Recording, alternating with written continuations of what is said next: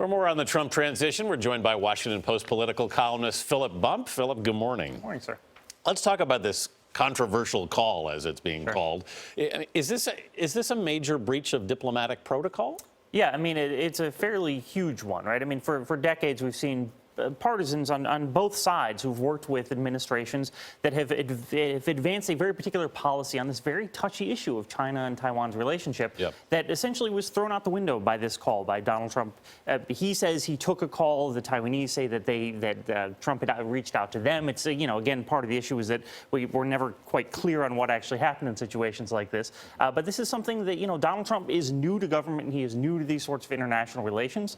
There's some question if he is trying to make his stamp on the relationship between China and the U.S. before he is sort of constrained by being part of the government. It's just not clear. Philip, it's worth noting that this is coming during a week when Mr. Trump has made several calls that the New York Times say have left diplomats aghast, including calls to the president of the Philippines, Duterte, the prime minister of Pakistan, Nawaz Sharif. What does that signal about Donald Trump's foreign policy? Well, again, this is the question, right? Is this Donald Trump sort of freelancing and acting off the cuff and not really understanding the ramifications of what he's doing? Or is this, as Jeet here of the New Republic pointed out yesterday, which I think is interesting, is this him trying to reset how America stations itself in the world before he is surrounded by, say, a Secretary of State nominee or by, members of the State Department? It's not clear which of those things is happening. It's certainly clear, though, that this is a break from where the United States has been, not only for the administration of Barack Obama, but for administrations going back for decades. Meanwhile, we're waiting on the Secretary of State nominee, and we've heard additional names this week. David Petraeus joined the list with Rudy Giuliani, Mitt Romney, potentially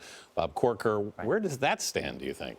Well, Trump has pledged that he is going to have most of, if not all of his nominees out next week. So it'll be interesting to see where this goes. I think that one of the key questions for all of these cabinet positions, for all of these nominees, is the extent to which, yes, they'll be managing the day-to-day administration of each of these branches of the executive branch. But to what extent will they be able to actually guide what the administration is doing broadly, which is to say what President Trump is doing? I think that's the question. If it's a Mitt Romney, for example, who becomes Secretary of State, can Mitt Romney change Donald Trump's minds on things like what the United States has always done in relationship to China? It's not clear that he can. So autonomy and influence are a huge question as it pertains to the entire cabinet. We know that the president-elect announced his pick for the Defense Secretary, General James Mattis, calling him the closest thing we have to General George Patton.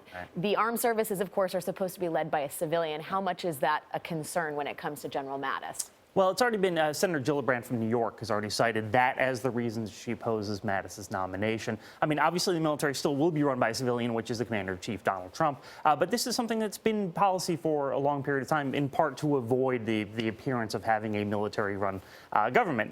That said, I think that Mattis is generally perceived by people who observe these sorts of things as a good pick, as someone who can do this job well and do it effectively. And we've already seen that Donald Trump has cited Mattis as having pushed back on him on the issue of torture, for example, which I think for people who are worried about Trump's relationship with his cabinet is a good sign.